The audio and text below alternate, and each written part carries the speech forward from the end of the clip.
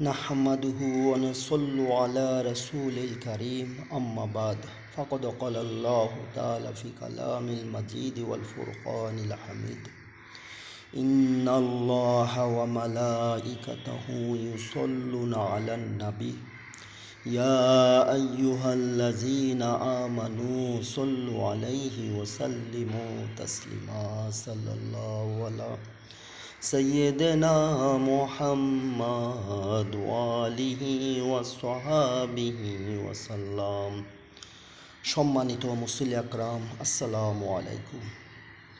আপনারা দেখবেন এমন কিছু মানুষ আছে রমজান মাসে রোজা রাখে না, আল্লাহর ভয়ে কান্না করে না, অথচ তার ছেলের সন্তান যখন অসুস্থ হয়ে যায় তখন সে রোজা মান্যত করে, রোজা পালন করে এবং ছেলে সন্তানের জন্য গভীর রাত্রে উঠে কান্না করে, তার সুস্থতার জন্য আল্লাহ দরবারে কান্না করে। এমন মা বাবার জন্য কি করণীয়? আমি একটি সত্য ঘটনা বলতেছি। ছেলে বউয়ের অত্যাচারে স্বামী স্ত্রী দুজন সিদ্ধান্ত নিয়েছে তারা আত্মহত্যা করবে। তারা আবার ধনবান ব্যক্তি ছিলেন। তারা যদি ফ্ল্যাট বাড়িতে আত্মহত্যা করে তাহলে আইনগত বিভিন্ন সমস্যা তৈরি, কেস মামলা হবে, ছেলের বউ কষ্ট পাবে। এই কথা ভেবে তারা সিদ্ধান্ত নিয়েছে তারা সাগরের পানিতে ভেসে চলে যাবে। তারা তাই করলেন, তারা সাগরের পার চলে গেলেন। তার পরিবার তার সামনে ভেসে চলে যাচ্ছে, স্বামীকে ডাকতেছে, স্বামী পারতেছে না, আত্মহত্যা করবে। তখন ছেলে এসে বাবার জন্য মামলা দায়ের করেছে, আমার আব্বা আমার মাকে মেরে ফেলেছে। তখন বাবা কোর্টে দাঁড়িয়ে বলতেছে, আমি কাপুরুষ, আমি আত্মহত্যা করতে পারি নাই, আমার পরিবার সফল হয়েছে। তিন প্রকার মানুষের পিছে শয়তানও হাঁটে না, শয়তানও ভয় পায়।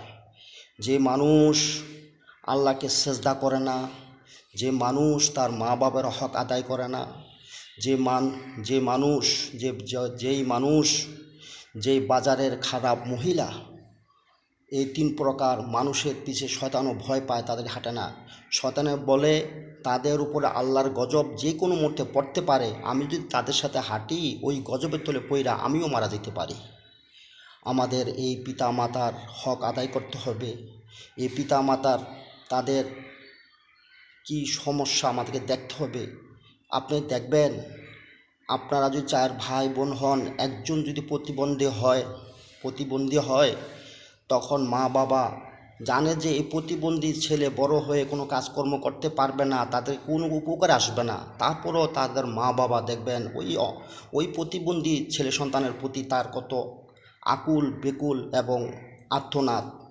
তখন তারা চেষ্টা করে আমাদের যা কিছু আছে সব ওই প্রতিবন্ধী ছেলেটাকে দেওয়ার জন্য চেষ্টা করে।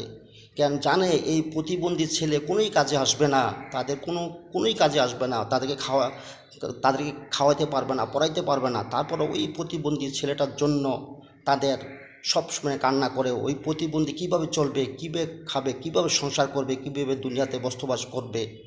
আমাদের এই পিতা মাতার জন্য অবশ্যই আমাদের দোয়া করতে হবে। আমাদের সব কিছুর আছে, এই পিতা মাতার হক অবশ্য কিছুতেও সম্ভব না, হক আদায় করা সম্ভব না। এই পিতা মাতা যে আমাদের কি জিনিস সেটা আমাদেরকে বুঝতে হবে। এই পিতা মাতার হক আমাদের আদায় করতে হবে, তাদেরকে দুঃখে সুখে তাদেরকে আপনাদের যন্ত্র করতে হবে, তাদেরকে আপনাদের সেবা যত্ন করতে হবে। এই পিতা মাতার হক কিছুই শেষ করা সম্ভব হবে না। আসসালামু আলাইকুম ওয়া রাহমাতুল্লাহ।